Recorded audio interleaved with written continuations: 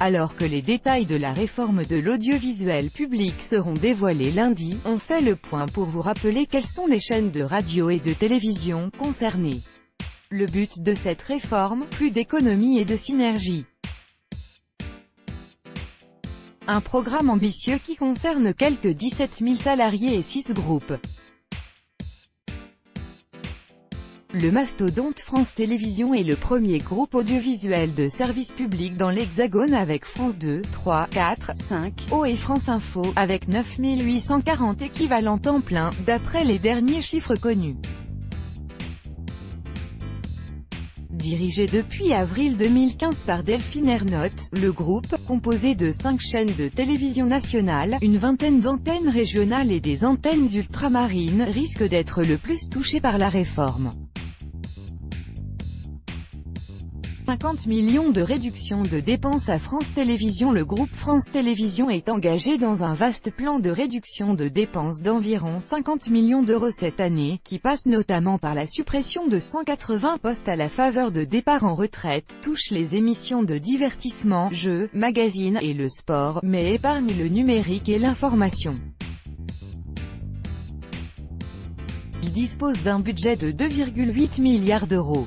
En 2017, il a enregistré des résultats à l'équilibre pour la troisième année de suite, avec un bénéfice net de 6,8 millions d'euros, conformément à la politique de redressement des comptes entamée par sa présidente. Radio France espère un budget à l'équilibre en 2018. Premier groupe radiophonique français, Radio France rassemble 7 stations, France Inter, France Info, France Culture, France Musique, FIP et Move, ainsi que les 44 locales de France Bleu, qui devrait être l'un des chantiers de la nouvelle dirigeante, Sybille Veil, remplaçante de Mathieu Gallet depuis avril.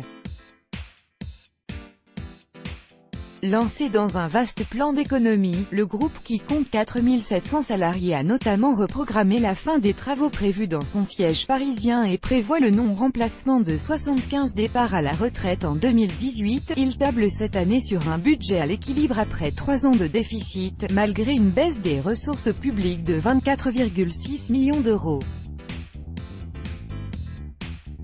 Réduction des budgets et augmentation des audiences. Alina et France Média Monde. Créé en 1975, l'Institut national de l'audiovisuel est le premier centre d'archives numérisé au monde, avec plus de 3,5 millions d'heures de télévision et de radio.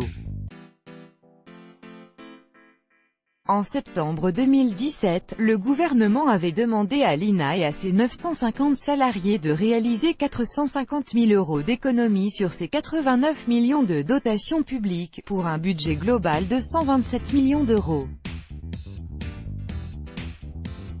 France Média Monde regroupe des médias à l'audience mondiale et travaillant dans de nombreuses langues, RFI sur les ondes, France 24 sur le petit écran et RMC Doualiya. L'État a récemment indiqué qu'il aiderait l'entité présente dans 180 pays à porter son audience à 150 millions de personnes par jour contre 135 millions actuellement. France Média Monde dispose d'un budget annuel de quelque 250 millions d'euros. TV5 Monde et Arte. Épargné. La chaîne francophone créée en 1984 et détenue conjointement par des sociétés audiovisuelles publiques de France, à plus de 60%, Belgique, Suisse, du Canada et du Québec. Depuis 2012, c'est l'ancien journaliste Yves Bigot qui est à sa tête.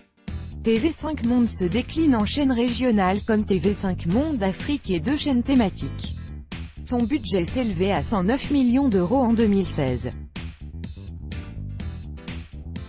Au sein de la chaîne franco-allemande, Arte France est le pôle hexagonal qui fournit 40% des programmes.